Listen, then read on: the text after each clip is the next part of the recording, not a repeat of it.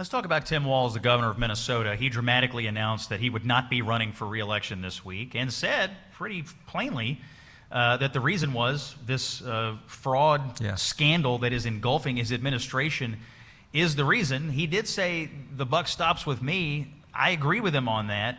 He is disputing that he had anything to do with it, but these programs you're talking about, these things are run by, and the oversight of them is done by the governor of the state of Minnesota. So he's right, the buck stops there, but it seems like he's trying to have it both ways, proclaiming that he wants to be accountable, but then denying any responsibility. I don't see how these are compatible. I don't think they are either, and I think you're right. The reason he's not running is because of this very scandal, which was so pervasive, so long-term, and involved so many federal agencies and so much American tax money.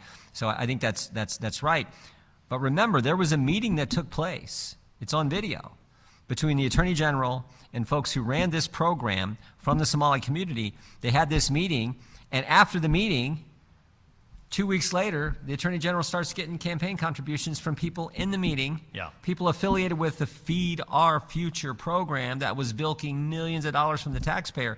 I think, again, this is now into the not just overlooking things, but actually enabling and assisting wrongdoing that was taking place. All right, we're going to continue to follow the Somali corruption and fraud story out of Minnesota.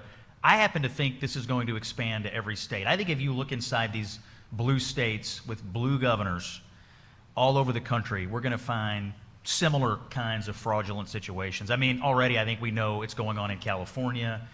But even look at like Washington, D.C., where you had local officials here cooking the books on crime statistics. You just look in these jurisdictions that are dominated by Democrats.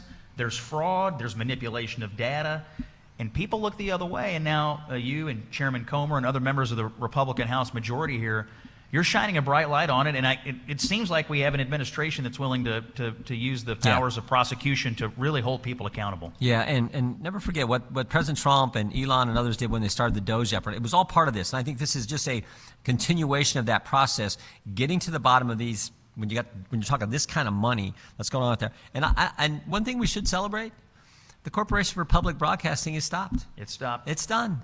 And you know what I found out? The sun came up the next day. Go figure. It's like, this is the kind of thing that doesn't happen unless you have a leader in President Trump who's willing to take bold action, the work of Elon Musk and what he did, and starting to get this. Now we're finding more and more, and I think you're right, Scott. I think the more we dig, we're going to find this is all over the country, maybe in every state, because even states run by Republicans, I think, there's so much money out there, not that Republicans are doing anything like Tim Walz did, for goodness sake, but there's so much money out there. I bet there's things going on that we need to get to the bottom of, and that's what the DOGE effort and limited government is supposed to be trying to do.